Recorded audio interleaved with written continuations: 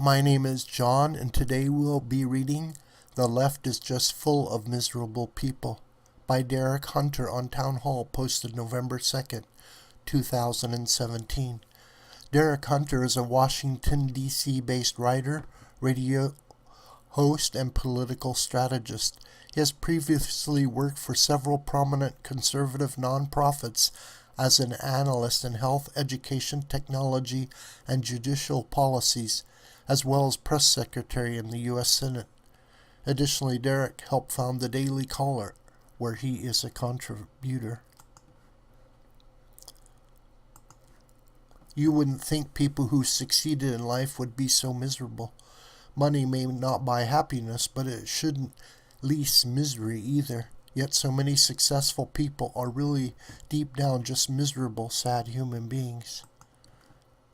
The dominoes continue to fall in the liberal sexual harassment scandal, not remotely being portrayed as such by my allies in the mainstream media.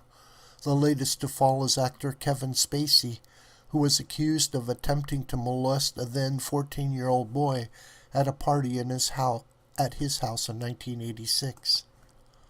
The details of the allegations from the victim were vivid. The semi-denial apology from Spacey was, for lack of a better way to put it, typical liberal garbage. When Harvey Weinstein was exposed, he tried this tactic, doing a brief mea culpa, promising to change and wrapping himself in politics. It worked for Bill Clinton, so why not? But Weinstein is not Bill Clinton, and neither is Kevin Spacey. Clinton was president at the time he was finally and fully exposed as a pervert, so he could deliver. More importantly, the alternative would have been to commit the only sin Democrats believe is a sin, allowing Republicans to win. The wagons were immediately circled. His cabinet happily declared its loyalty. The media played its role perfectly. Clinton had real power, and if he'd gone down, the earnings potential of a lot of people would have been diminished. Weinstein and Spacey had no such clout. Harvey was powerful, but stepping on other people to get ahead is the only sport in which Hollywood supports keeping score. There were dozens of people under his boot waiting to take his place. Under Clinton, there was only Al Gore, and the vice presidency is the red-headed stepchild of politics. You can't kiss two rings simultaneously. Gore had his own people, so Clinton had to be protected. Harvey was replaceable. When Weinstein pledged to go after the NRA, he really thought it would be like buying an indulgence from the church in the Middle Ages. All would be forgiven because he was willing to pony up some cash for the liberal cause.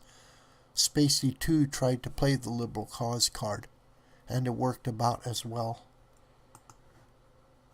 The worst-kept secret in Hollywood was that Kevin Spacey is gay.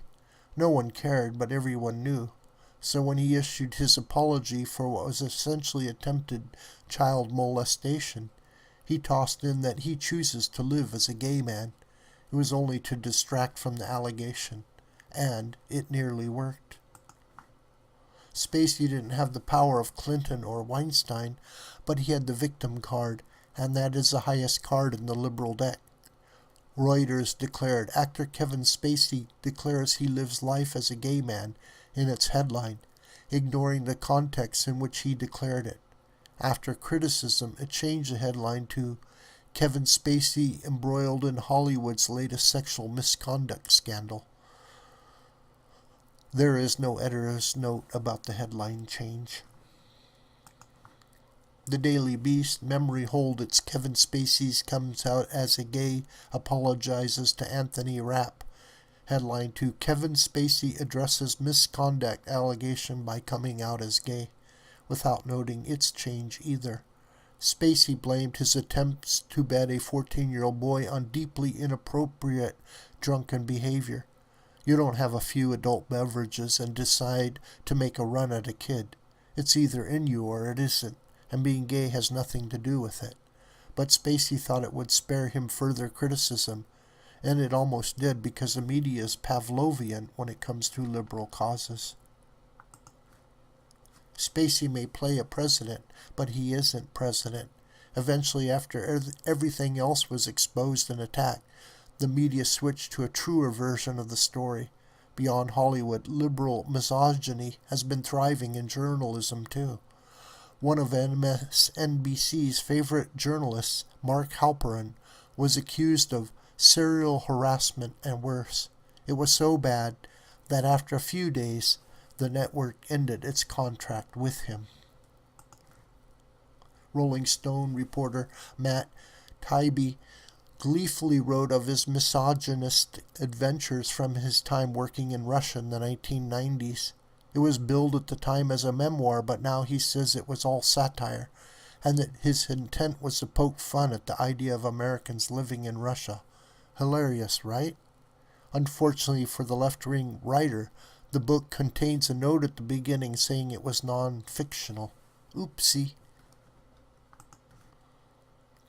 These people all make a good living doing things that are not breaking rocks. Writing is not heavy lifting. Acting is not digging a hole. Producing movies is not roofing. Yet all of them, with more than most could ever dream of having, are miserable people in their own special ways. That their dominoes fell is not surprising. That they were able to stand for so long is, may they be but the first of many. This video is a production of the School of the White Crane. My name is John Brooker, and you could reach me through commentary on this video or through my Gmail listed here. Please share this video with family and friends and on social media. May God richly bless you.